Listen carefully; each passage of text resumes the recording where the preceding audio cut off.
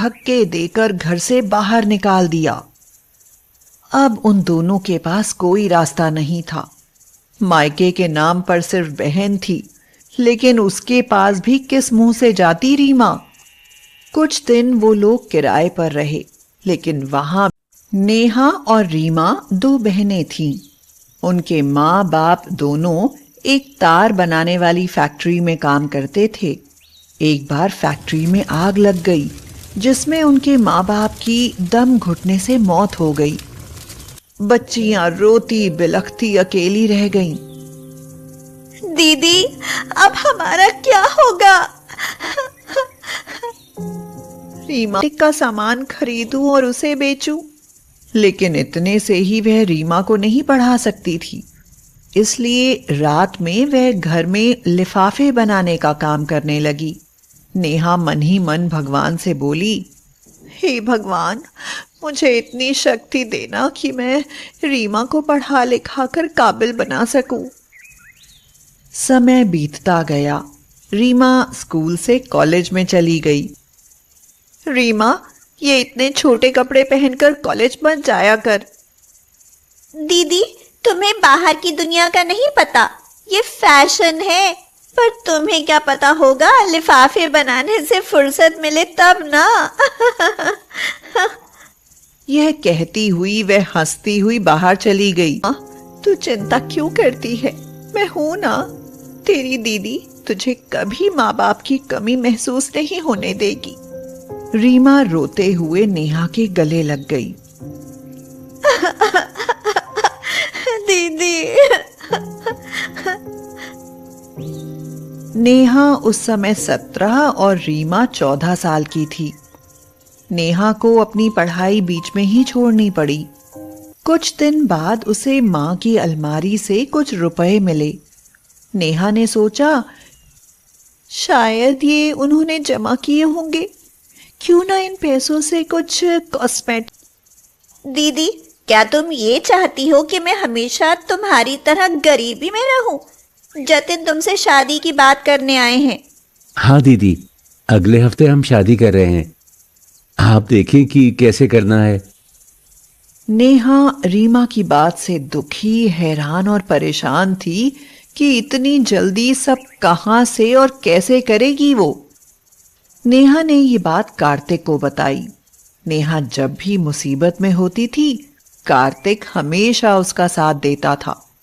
वह उसका बहुत अच्छा दोस्त था। नेहा, तुम चिंता ना करो, सब हो जाएगा। लेकिन नेहा, तुम बड़ी हो, पहले तुम्हारी शादी होनी चाहिए। नहीं कार्तिक, रीमा मेरी जिम्मेदारी है। जब तक मैं उसे मुक्त नहीं हो जाती, अपने लिए तो मैं सोच भी नहीं सकती। रीमा और जतिन की शादी धूमधाम से हुई। नेहा ने अपनी सारी कमाई उसकी शादी में लगा दी। अपने लिए अब उसके पास कुछ नहीं बचा था। शादी के बाद रीमा का व्यवहार बदलने लगा। उसे पैसों का घमंड होने लगा, क्योंकि जतिन बहुत अमीर था। नेहा अब अकेली हो गई थी।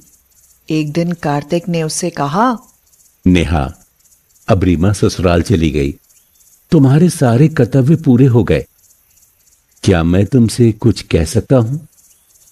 कहो कार्तिक। मैं तुमसे शादी करना चाहता हूं नेहा।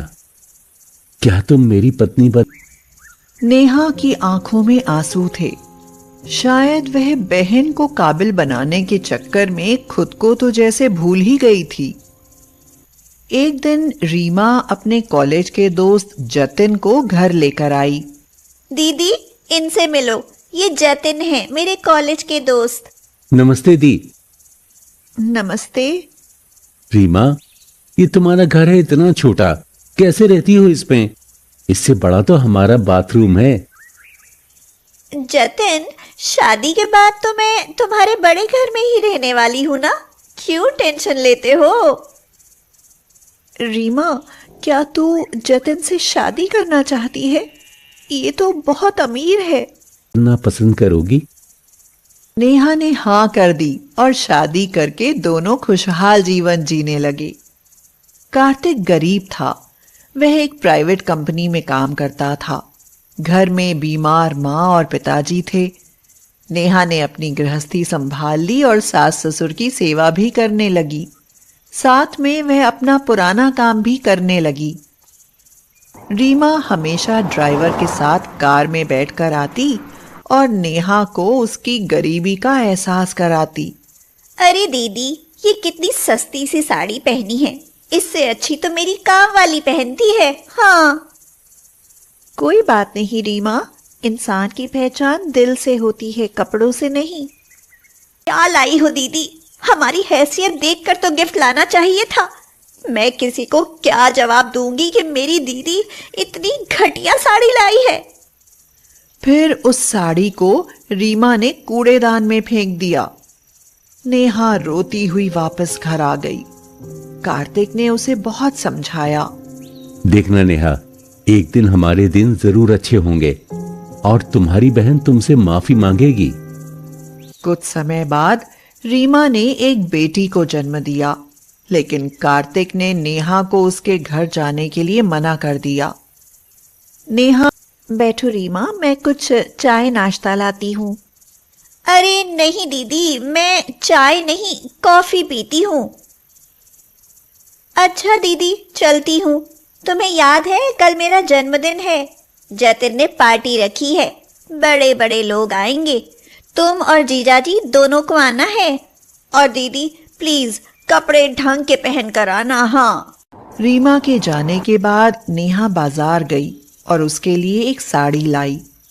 कार्तिक और नेहा दोनों रीमा के घर गए और उसे जन्मदिन का तोहफा दिया। साड़ी देखकर रीमा को गुस्सा आ गया। ये तक उनके खाने की तारीफ होने लगी।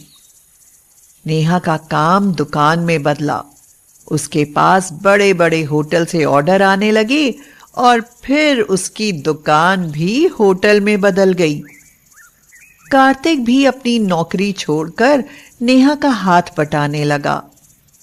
अब तो उनके शहर में कई बड़े बड़े होटल थे और अब वो रीमा से कई गुना अमीर हो गई थी। और फिर वक्त ने करवट ली।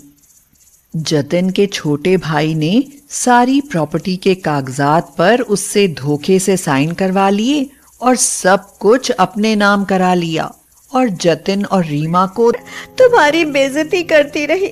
शायद ये उसी का नतीजा है।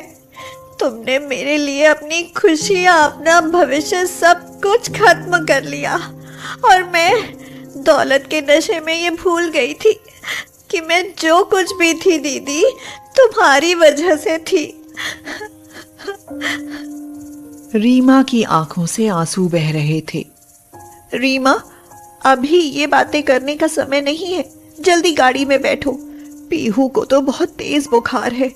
अरे जतिन, तुम भी आ गए। चलो चलो, जल्दी पीहू को अस्पताल लेकर चलते हैं। सही समय पर दवाई मिलने से पीहू ठीक हो गई। जतिन, रीमा, अब तुम हमारे साथ रहोगे। भी किराया ना देने के कारण उन्हें निकाल दिया गया। 2 दिन उन्होंने मंदिर की सीढ़ियों पर गुजारे। दूध न मिलने के कारण उनकी बेटी की तबीयत बहुत ज्यादा बिगड़ गई। रीमा अपनी बेटी को गोद में लेकर बैठी रो रही थी। तभी एक चमचमाती कार उसके सामने आकर रुकी।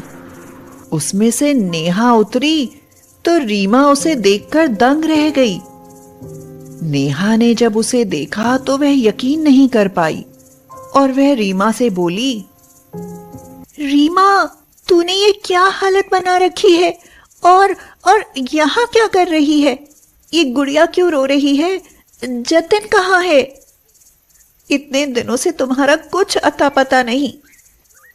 दीदी, जतिन पीहू के लिए दूध लेने गए हैं। इसकी तबीयत बहुत खराब है दीदी। दीदी, जतिन के भाई ने हमसे हमारा सब कुछ छीन लिया। हम गरीब हो गए, हम सड़क पर आ गए। मैं हमेशा तुम्हारी गरीबी को लेकर मैं नौकर से कहकर तुम्हारे रहने का बंदोबस्त करा देती हूँ।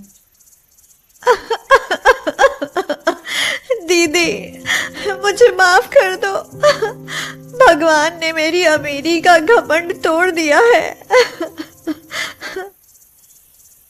मैंने तुझे माँ की तरह पाला है, तुझे तकलीफ में नहीं देख सकती। अब हम सब साथ रहेंगे, क्यों कार्तिक? जैसा तुम कहो मेरी मलिका।